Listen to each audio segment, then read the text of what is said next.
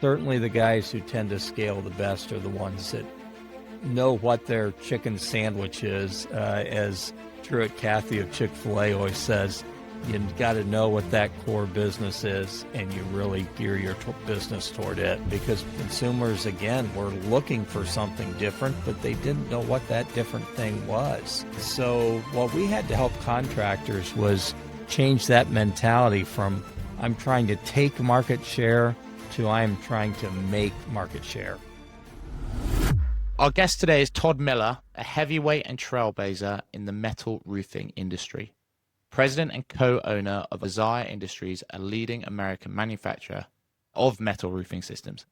Todd has been on the front lines of growing the residential metal roofing category in North America, helping push market share from just about 2% to 15%. Over the past 35 years, he's guided Isaiah's evolution from commercial metal roofing, servicing Pizza Hut, Dairy Queen, and 7-Eleven, to a nationwide residential specialist. He's also played a key role in shaping industry standards as a founding board member of the Metal Roofing Alliance and the Metal Construction Association, as he's been inducted into the Metal Construction Hall of Fame. Todd, is there anything you would like to add to that? And welcome. Hey, thanks so much. I am looking forward to the show today, and that was quite enough. Thank you. I had to cut it down a little bit. It was quite the CV. So yeah, good work. We're honored to have you on.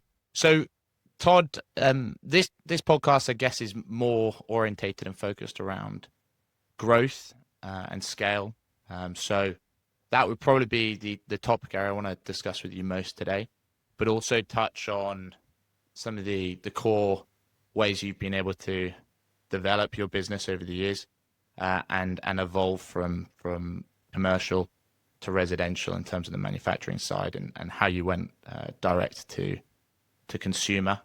So I guess we could start there. That might be quite an interesting place to start. Is one, how did you make that decision? And two, how important was it that you fully understood the pain points of your ideal customer, and how closely did you go? Did you go and speak to homeowners, or did you mostly speak to installers and roof replacement companies? Sure. Great question. So when the company was started back in 1980, actually it was started by my father, and we were selling national accounts like Pizza Hut and Dairy Queen and all those chains that you had mentioned. What we kind of saw after a couple of years, that was great business to get the business started. But after a couple of years, we saw that commercial business was going to be real prone to ebbs and flows and architectural trends and the economy. But there were a few people out there selling a couple of our product lines residentially. There were a couple of guys on the West Coast, couple of guys on the East Coast, nothing in between and no one but them. And what we saw about the residential businesses, we felt that it would always be very consistent and stable. There are always going to be millions of homes out there that every 17 years they're going to need a new roof. And so I just, when I came into the business full time, I just went out and started spending a lot of time with those guys who were selling our products residentially, learning from them, a lot of times going in the home, learning from homeowners what they were looking for as well. And I think the key thing that we found was there was a market need. We found that homeowners weren't real satisfied with the performance and life expectancy of some of their roofing options. They were looking for something different, and metal, filled that niche for them extremely well. So we just started working with the contractors to help them develop their business, then go out and find more contractors who were interested in tackling this niche market, and provide training to them, and training in how to sell, market our products was always critical to that growth. What were the key takeaways and I guess lessons you were trying to teach to contractors when it came to the sales and marketing? Because that I guess would probably be most useful to our audience and our client base. So it'd be awesome to pick your brains on that. Sure. I think one thing that we found real quick was because metal did have such a low market share back in those days. We're talking back the 80s and 90s. Metal probably had about a 2% share of the residential roofing market at that time. And so what we had to teach guys was, okay, you've been in the business in the past of trying to take market share from your competitors, and go out and win deals because maybe certain benefits, or maybe you were the lowest price. I don't know what your gig was. But what we had to teach them was you've got to go out with this product in what we call make market. And, that's why when this thing called the internet came along, it was just huge for us in terms of allowing these guys to blow up their businesses, because what they found was consumers, again, were looking for something different, but they didn't know what that different thing was. So what we had to help contractors was change that mentality from I'm trying to take market share to I'm trying to make market share. And that's a real change for them. And, some guys would wash out because they could never make that change. They just wanted to go out and hope they were the lowest bid and hope they got jobs because they were the lowest price. And yet we were teaching them something very different than that. Yeah. It's, there's a saying, it's easier to be different than better. And I guess that relates to how you were sort of breaking the mold a little bit. And were you at the time when you were, and I'm guessing, do you still do the training with contractors, or was that just when you were trying to get things off the ground? I still get heavily involved in terms of sales training. I don't work so much with installation training anymore. But we also have our VP of sales who does a lot of the sales training as well. Interesting. Is that, I guess, more in person rather than on the phone, inbound? It's once you're at the property. A lot of it is, in the contractor's office, training them how to sell our products. And we have a fully scripted in-home sales presentation that we teach them how to use. But more and more, we're doing it virtually also, which has been nice. Don't necessarily have to travel all over creation anymore. What are you seeing as being the biggest changes in terms of the sales process? How much you touched, obviously, you're going virtual with the training. Are you seeing that a lot of in-home appointments and consultations are being booked virtually as well, or would you always suggest that in person is the right route to go? I have seen a few contractors adapt to virtual sales presentations very well. And what I find is, especially in certain markets, perhaps a little bit more, I don't know if I want to say tech savvy or higher end, more urban markets, sometimes consumers also are very interested in a virtual sales presentation. A lot of times when you get into more of the center part of the country, more rural markets aren't that accepting to a virtual presentation. Change I have seen, though, is in the early years, we had to do a lot of just helping homeowners realize that metal was an option for them. And again, today, based upon their research and the things they've found online, they already know that metal is an option and that generally it's a good option. And so we're training contractors how to go in and help them consider their various options in metal, determine what they really want to accomplish. It's what I call help that customer set their purchasing criteria, and helping them, decide, okay, this is the metal roof that's going to be best for me. That may be our product.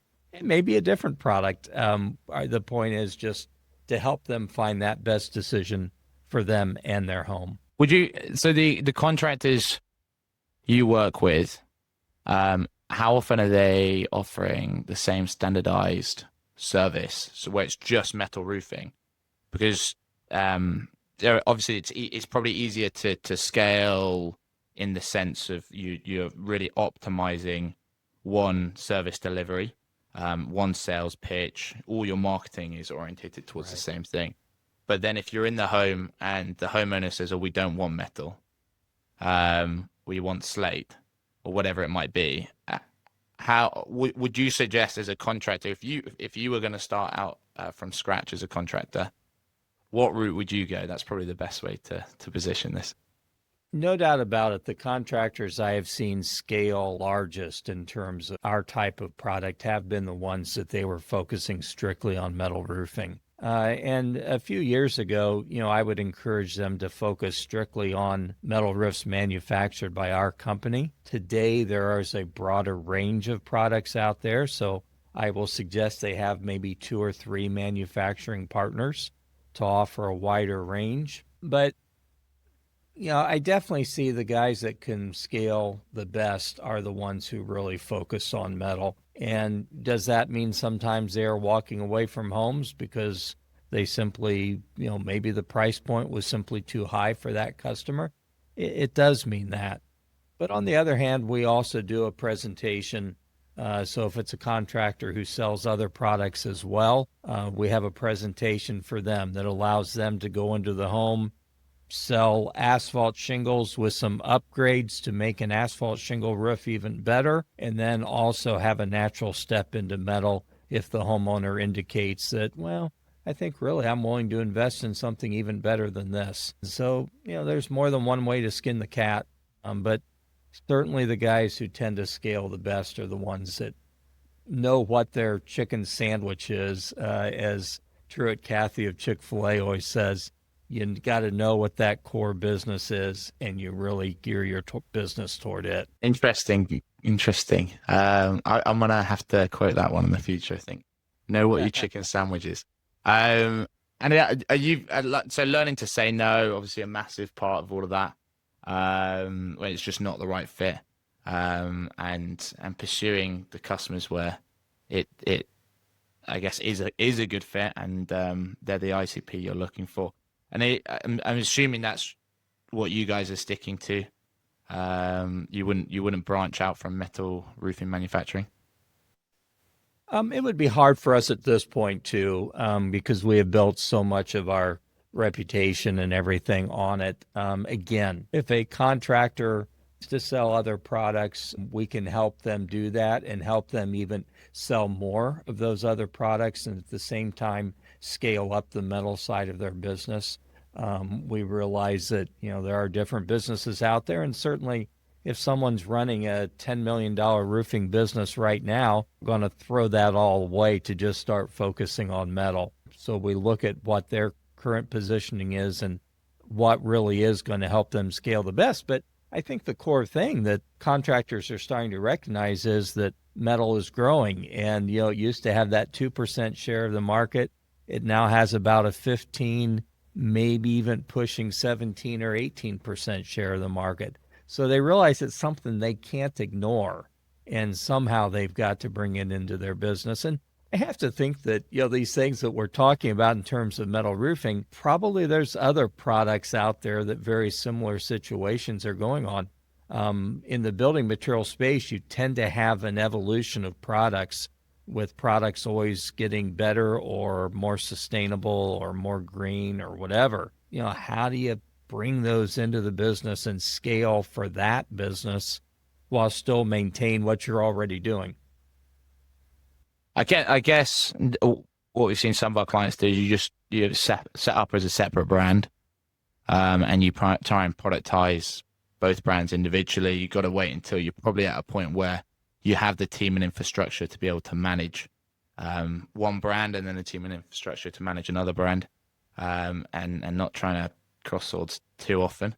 Okay, interesting. And I want to touch on your personal brand and the work you've done to build up your prominence in the metal roofing industry. Do you think there's anything which contractors and construction business owners can take from what you've done with your personal brand and how you've really formed and molded your role in the industry? I'm guessing it's not a like for like, in the sense that your customer is very different to a contractor's customer, but you've set up a podcast. You're on the boards of the Metal Roofing Association or something along those lines.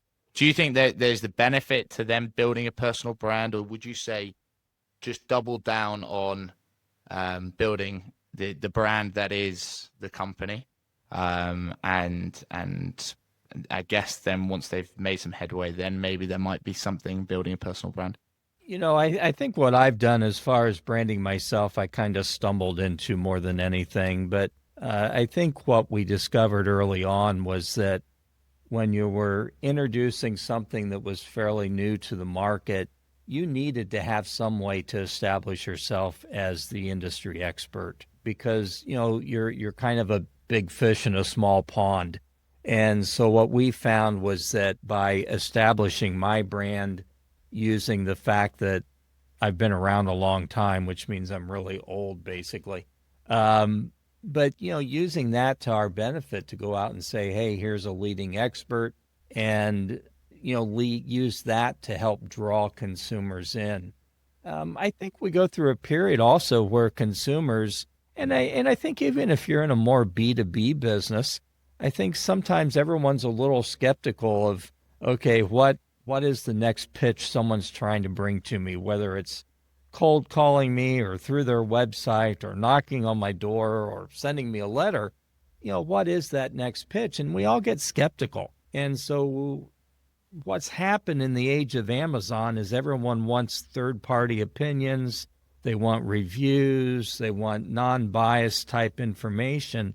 So to some degree, by setting myself up as a branded industry expert, we kind of been able to do that. And I don't want to say that we're misleading people because I'm pretty upfront about what my day job is. But by the same token, I think consumers respect the fact that, hey, here's a guy that knows his stuff, that's willing to invest some time in me and give me some advice, even if I'm not even looking at his company's products at this point. And so what we've been able to do is kind of double down on leads to some degree by creating this non-biased persona of an industry expert that people can turn to. Yeah. I guess in the sense through establishing yourself as an authority and a thought leader in the space, Right. that gives the brand some backing. And it means when you speak, it carries weight. And so you're more likely, even if you don't convert someone there and then, hopefully later down the line, when the time is right, they're going to come knocking on your door rather than another manufacturer.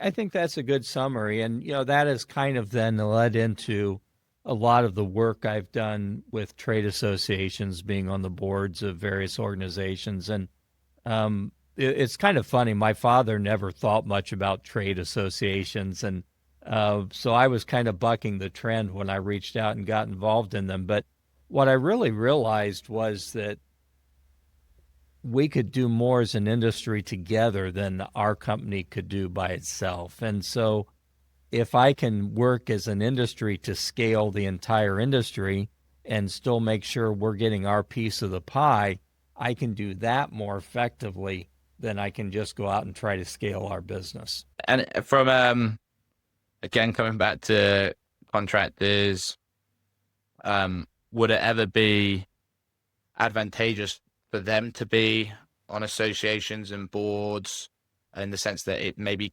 helps with your network, but also maybe how you shape the industry? I absolutely think so. And, there's a lot of opportunities for that based upon what their particular industry or niche is. But I think, again, if they want to establish themselves as a respected leader in their niche or in their community, whatever that might be, I think trying to get involved in some sort of trade association or networking group can be very beneficial to them, no doubt about it. Interesting. Okay, great. On that topic as well of advantageous partnerships and building a network, any good tips and tricks for contractors and I guess roofing companies in general, to help get them, I guess, good preferential deals with manufacturing companies and suppliers and dealers, without obviously handing over all the trade secrets? Well, absolutely. I think that, manufacturers and suppliers, they recognize the contractors who are serious. And, we've all been stung by contractors that were kind of flashes in the pan and started their businesses and really didn't take it seriously, didn't know how to manage their business. And, as a result, ended up failing a couple years later. I mean, contracting companies are one of the types of businesses that fails the most often in the United States, according to the Better Business Bureau. And manufacturers and suppliers have been stung by that. So we really are always looking for the guys who take things seriously, and we believe that they're going to build a serious ongoing business. I think that another thing is that, we will be a little bit wary of the contractor who seems to bounce around with different suppliers a lot when it comes to material suppliers. And a lot of times, what that kind of tells me is, okay, he runs up a bill over here, and while he's trying to pay that off, he goes over and starts buying over here.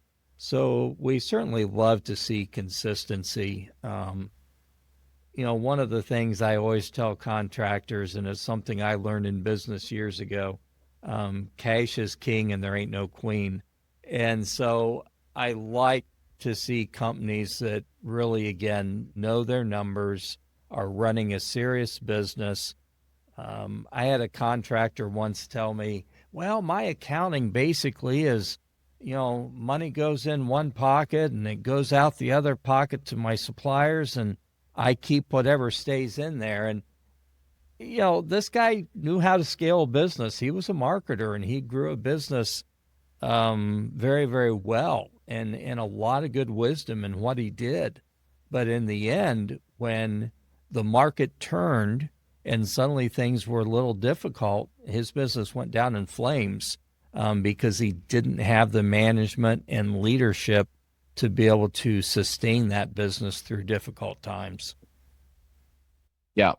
So interesting because the last guest, a guy called Eric Fortenberry, who set up a project management platform for contractors predominantly, commented on almost exactly the same thing. Is there are so many contractor businesses out there who can't quite judge their financials right, get markup and margin mixed up, constantly sort of struggling on the breadline, and I guess then it compounds in your decision making, who you partner with, like you said, bouncing around, and just sort of setting a pricing model early on, and also coming back to really knowing your ICP, really knowing your audience and your vertical, and trying to stick to that instead of trying to be everything to everyone. But yeah, I so easily done, especially if it's not your forte, because a lot of the time you might become a contractor or start a contractor business because that's what is being on the tools rather than sitting at a desk and crunching the numbers, figuring out what your margins actually are, what you need to be setting. Any tips on that topic? We're going further afield now, more to finance, but it'd be interesting to see if you got any tips. Well, I'm certainly a believer in partnerships. And maybe that's a partnership, simply with your CPA or your attorney or accountant, whatever. But maybe it's within the ownership of your business also. And, I've had a few business owners over the years say, well, I could never bring a partner in because I can't work with other people. Well, that tells me they're probably also going to have a hard time working with employees, working with customers, working with suppliers. So a lot of times I think there's strength. So for many years, our business, when it was growing, probably the strongest, we had a leadership of three. We had someone in charge of finance, someone in charge of operations and manufacturing, and someone in charge of marketing and sales. And we each knew that, we were in charge of those areas and we knew those areas extremely well. We did a lot of constantly keeping each other informed. But that allowed us to scale. And if someone's trying to do it all on their own, I don't know that you can do that in today's world. It's complicated out there, and there's in a lot of cases as a contractor, there's so much. This is a negative word, but I'll use it anyway. Bureaucracy that you got to go through to run the business properly and successfully. And I don't know that you can do that on your own. And sure, you can bring in paid managers and leaders, but a lot of times you'll get them a lot more excited and a lot more vested if they have a piece of the game in terms of ownership also. Hmm. Yeah. There's a good book called, I think, The Outsiders, about the top CEOs in the US over the last something like 100 years, but it takes into account market fluctuations. So those that were able to achieve outsized returns even when the markets were down. And one of the probably the most common theme is their ability to decentralize as they grow and give people control of certain parts of the organization. And obviously they'll acquire different brands and companies, but finding people who are talented, and that's their I guess strong suit is maybe it's finance or legal or whatever it might be, but handing that over and not trying to do everything yourself. And it's very different because these are billion-dollar companies. But in essence, the learnings are the same. Is that you at the start, right? At the start, it's going to be different because you have to be everything. But then as you start to grow, being able to delegate that then allows you to focus on what you're best at, and then everyone else can focus on what they're best at. Okay, awesome. In terms of you say you've been part of the industry now for 20, 30 years? Yeah, 30 years. Just under 20, 29, is it? Yeah, I'm trying to do the maths. It's a long time. Something like that. It's a long time. Yeah. I think you said 86. So I'm trying to, but anyway. Yeah, so that's save me getting my maths wrong. 40 years. 40 years. Oh fuck yeah. Oh god, I just swore. Oh, it's my podcast. So on that note, how have you not so much because we've touched on, I guess, how the industry's evolved and take it from 2 to 15%, but over the last few years, how are you seeing it evolve, and where do you think the industry is going to go? Do you think the metal roofing industry will keep expanding, and do you think that AI and any other technologies are going to be a big disruptor? I think one of the big things we're going to see is contractors are becoming larger. We've certainly seen a lot of venture capital roll-ups and buyouts in the contracting space. So we're seeing a lot of larger contractors. We're also seeing with the growth of metal that more and more of those guys are incorporating metal in what they do. So I think that one of the big changes we're going to see is a trend toward larger companies, which is going to be, bring them some advantages of scale.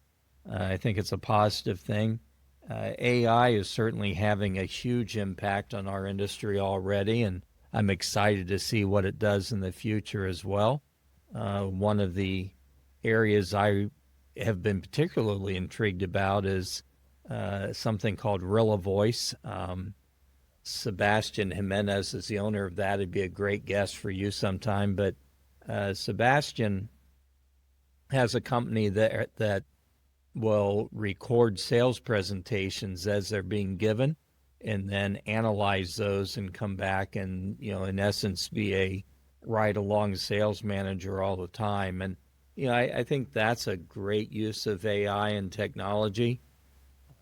I certainly think we're going to see more in your end of things with digital marketing and being able to target and create very personal relationships with potential customers. And so I think what we're going to see is a trend toward larger companies that are going to be more savvy Um, Fewer of the what we affectionately call chuck in a truck type guys that simply are out there trying to do it on their own. But again, I'll go back to those guys. There's a place for them. And if you're a guy that has those skills and you know you don't work well with other people, then that's probably where you need to be. And there's always going to be a place for you out there. Yeah, yeah. Especially those more frugal homeowners who are shopping around. Yep. Interesting. And you're not attracted to setting up your own contractor business, seeing as you'll be able to probably have ridiculous margins if you were doing all the manufacturing yourself. So we do have one what we call retail operation in Kentucky where we sell and install our roofs. And to some degree, we use it as sort of a test kitchen so we can test various marketing initiatives, see how they work, tweak them, refine them, and then introduce those concepts to our other customers across the country. As a manufacturer, yeah, it's sometimes tempting to get more involved in the retail end of things from a profitability standpoint. You're absolutely right. You know, you're producing the product and being able to bring it all the way through vertically seems like a very good thing. But it's also kind of stepping on the toes of your guys out there that are your bread and butter. So our commitment is always to supporting our contractors and helping them to be better. And, you know, again, one retail operation is what we're committed to right now and learning all we can through that so that we can provide better training to the contractors out there who we sell to. Awesome. Awesome. Interesting. Um, yeah, I know where my head would be at. I think if I was in your shoes, seeing the VC money coming in, and the setup you've got. Yeah. But yeah, kudos to you if you don't want to step on anyone's toes. And out of interest, that the retail side, and that setup in Kentucky, what have been any sort of recent revelations and learnings in terms of marketing and sales, or are you seeing that what's working 5-10 years ago is still working now, and it's just sort of doing the same, but at scale? You know, I think that one of the big things that we've seen that has really changed again is a consumer that's more educated. And so they're coming to us looking for the best partner to meet their needs. They pretty much already have a good idea of what they want. Guy by the name of Marcus Sheridan quotes some statistic from someplace that says that the average homeowner who is setting out to make a home improvement investment in their home is 80% of the way through their buyer's journey before they even talk to the first contractor. And I think we're certainly seeing that to some degree. So the consumers are better educated, not necessarily out price shopping as much. And so one of the things I think we, as both a manufacturer and through our retail operation, you'd always try to do is, you know, you try to not discuss price until you were right there in the home and, you know, you could try to close the deal. But we have found that we have to be a lot more transparent and open about price. And in the end, that's a good thing. The consumer knows, okay, if this is out of my league, I'm not going to waste your time. On the other hand, some consumers are like, that's pretty much exactly what I thought based upon my research. And so that, you know, there's hopefully deals there. Yeah, they ask, you answer. Have you read that book? Yes, absolutely. It's a classic, but that obviously addresses the fact putting pricing on the website and being, I guess, as open and candid as possible with the customer, so they have everything they need. And I thought percent of their research and 80% of the way down the line, just before you finish that one. But there's another way of positioning it. I've heard something very similar, and it's something like the buyer doesn't want to interact with any sales rep. Like it's 75% of buyers don't want to interact with the sales rep up until the final minute, or the last moment. And I guess you could spin all kinds of stats out of that. But I think the lesson learned, I guess, is, like you said, give them as much information up front as possible. That probably saves your team time and resource dealing with customers who maybe weren't gonna be ready to buy anyway, or a suitable fit, and it creates a level of trust, and not necessarily authority, but trust and understanding, and you've qualified them by the time they've come through. Yeah, I think that trust is a big thing. And, the consumer is seeking that information. And if one contractor gives them that information and no one else does, they're naturally going to gravitate toward the one who is open and transparent about it, because that's the information that they're seeking. And, they're simply going to take a pass on the ones who don't give them that information. Mm-hmm. What would you say is the right approach in terms of displaying pricing? And are there any tactics you've used on the website, or any other forms which you're sending out, or form of information which you're sending out? I guess standard pricing guides, but you can use calculators. Do you have them on your websites?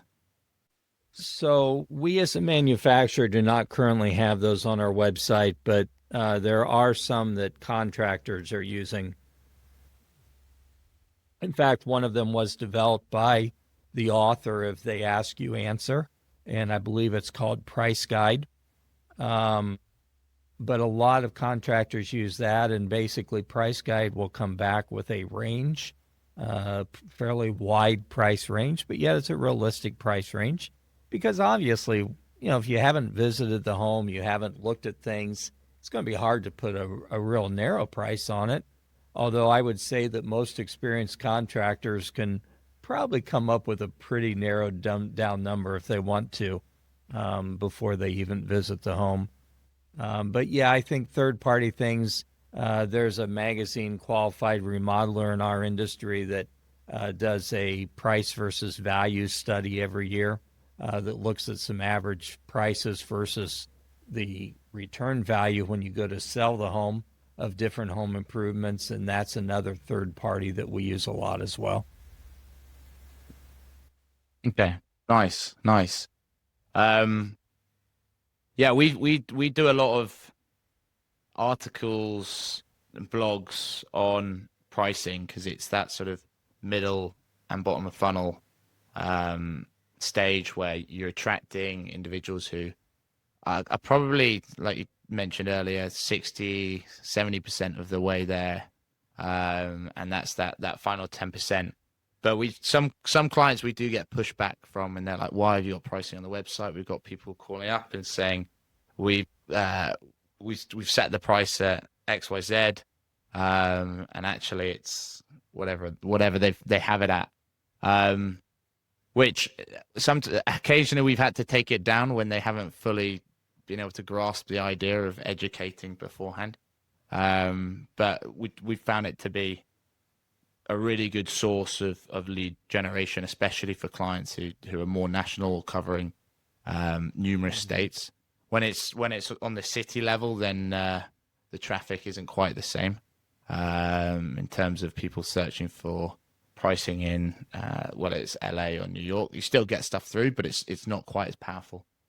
Okay, and I'm just thinking, in terms of AI, you touched on helping with the sales reps, and I guess that's hopefully we'll get that individual on. But I guess that's a case of continual improvement and iterations.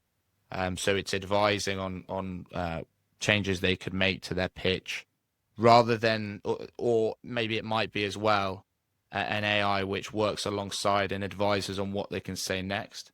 Which of the two was it, or is it both? It's really kind of both. I mean, I think you're looking at the presentation. You're also looking at a thing called NLP, neuro linguistic programming, which basically is looking at how we say things and being able to help salespeople realize that how they say things is probably more important in some cases than what they say, as long as they're being honest and ethical and high integrity, helping to train them in that NLP. And, of course, one of the leaders in NLP in our industry has been a gentleman by the name of Dave Yoho. And Dave has done tremendous training with contractors over the years, by focusing on, hey, we're going to focus on how you say things. And that has made all the difference for a lot of companies also. Was it Dave Yoho? Is he Correct. another guest we need to get on? Dave doesn't do a lot of appearances. We're going to have him on our show, Construction Disruption, here in a couple of weeks. But absolutely, he'd be a great one if you could have him. Okay. I'll listen to that and then I'll try and hunt him down. There you go. And then we'll check out that tool as well. What about, so interestingly, one of our clients is in the automated visual inspection space, for manufacturing firms predominantly, but they do a lot with like drones now, and other industries. And I was, for a short period of time, looking at setting up a roof inspection, AOI / visual inspection company. So it's basically automated drone inspections. Are you seeing? I know when I did some research previously, it's not something we're going to do now, but there was a few sort of players in the market, maybe been around for a year or so. Are you seeing that play a bigger part in the roofing industry now, and like automated inspections, or is that still at its infancy? I haven't seen a whole lot with automated inspections. I've heard of a few guys doing that, and I certainly think that's going to be an area that's going to continue to grow. One of the things that roofing has kind of gravitated toward in recent years has been insurance work. And, of course, the automated inspections or even in-person inspections typically are geared toward insurance work and trying to sell that job to the insurance company, basically. What we're finding is the insurance industry is increasingly upside down here in the United States. I recently heard a consultant to the industry, insurance industry speak, and he said basically it's a situation in recent years of insurance companies paying out about $150 in claim for every $100 they bring in premiums. And he said that's just not sustainable. And so we're seeing a lot of changes in terms of how insurance companies are approaching roof claims, in terms of ACV versus or actual cash value versus some sort of original cash value, or replacement cost value. We're seeing them really try to cut down on paying out as much in roofing claims, and they're going to be successful at that. Hate to say it, to all the guys who have based their roofing businesses on insurance work, the insurance companies are figuring this out, and you're going to find it harder and harder to sell those jobs. So what I was coming back to was, a lot of times with metal roofing, we find that consumer doesn't really need a roof. Typically, our customer is pretty proactive, and they are replacing that roof before it really needs to be replaced. And maybe they're replacing it as part of an overall remodel of their home and they want a different look. But maybe they simply are saying, I don't want to wait till this roof is leaking. I want to get it switched and switch to something better now. So certainly the inspections are playing a role in insurance work in particular. I don't see them play as much of a role in metal roofing, just because that customer typically is proactive and kind of ahead of the game. Mm-hmm. Because of the work you've done to educate on the value of metal roofing over the years, no doubt. Todd, is there anything else you think we should quickly run over anything else you want to add, which might be useful for contractors and home improvement businesses, business owners? I think I'll go back to what we touched on earlier and what I think one of your previous guests touched on, and that's the importance of knowing your numbers. And a lot of times to a contractor, knowing their numbers means job costing and that is critical in terms of teaching them how to price jobs. But they also have to know their numbers in terms of marketing and lead generation and their net cost per lead issued and all that type of thing. Because depending upon the type of business you have, marketing is becoming a higher and higher line item for most contractors. We certainly see in the replacement contractor business that marketing is now 15, 16, 17% of their annual budget. Well, that's going to make or break them based upon whether they know those numbers and they're making sure that their marketing is as effective as possible. So working with a company like yours is certainly real key to that for them. But I just can't stress enough, know your numbers. Yeah. Well, what did you see it? Did you used to see it as a lower percentage marketing spend annually than 16, 17%? For a lot of years, yeah, we would see 5 to 7%, and we've gradually seen it ratchet up. And I'm going to say that to some contractors, and they're going to say baloney. My number isn't anywhere close to that. And based upon where they've scaled their business, the type of business they're running, maybe their number isn't that high. But if they want to really scale, they're going to be up in that 15 to even 20% range. Yeah, interesting.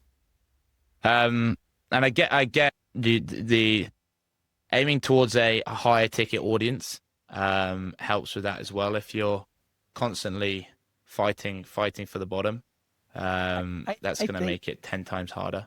The only thing I will say there is, know your market. I mean, I have seen a few contractors focus on lower end work, and maybe it was a lot of finance deals, which certainly can help you sell some of those. I mean, a finance deal on a $30,000 roof is a whole lot more palatable than a finance deal on a $150,000 roof. But know your market. So some of the guys I've seen who have done well with that sort of lower end market have been in communities where a lot of folks are retired on pensions, whether that's from automotive or maybe from offshore oil work. But they have that client base that is on a pension, and so they can go out and sell finance deals. And a lot of times those are not real high-end homes, but yet they've been very successful at it. So know your market. Yeah. Yeah, it's interesting. The need to get really data-driven on, again, understanding your addressable market, and then what's required to acquire the majority of that market share. Is, I guess, probably just something which evolves over time. Every day, coming back, looking at the numbers. Okay, how are we doing? Where the door-to-door sales at? If it's cold calling, paid ads, customer acquisition cost. Constantly evaluating that, as well as understanding what is the addressable market. And I guess it comes back to what we were discussing earlier in terms of. Sorry, I've got a call coming through. In terms of playing to your strengths, and if that's not something which you feel comfortable in, then getting someone on board who is able to crunch the numbers, who is able to break it down, to do the analysis, and then offer some direction while you focus on the operations and managing the team. You're not going to scale today without that ability to do those things. Absolutely. It's been a pleasure, and yeah, you've dropped a lot of knowledge, so I really appreciate it. How how does our audience find you? And would you like us to include any links in the description? Sure. Well, I'm real active on LinkedIn. Just search Todd Miller Metal Roofing. You're going to find me. And a lot of the things that we do with our own podcast are simply to create fodder for my LinkedIn profile. And of course, we have our podcast, constructiondisruption.com. Folks can also find me at asktoddmiller.com, or my day job, isaiahindustries.com, is our manufacturing company. Awesome. Todd, it's been a pleasure. I'll let you go. Have a wonderful day. Thank you. It's been a pleasure. Hopefully I'll speak to you soon. Sounds good. You take care. Awesome. Keep up the good work. Thanks, Todd. I'll see you later. Bye-bye. Bye. Bye-bye.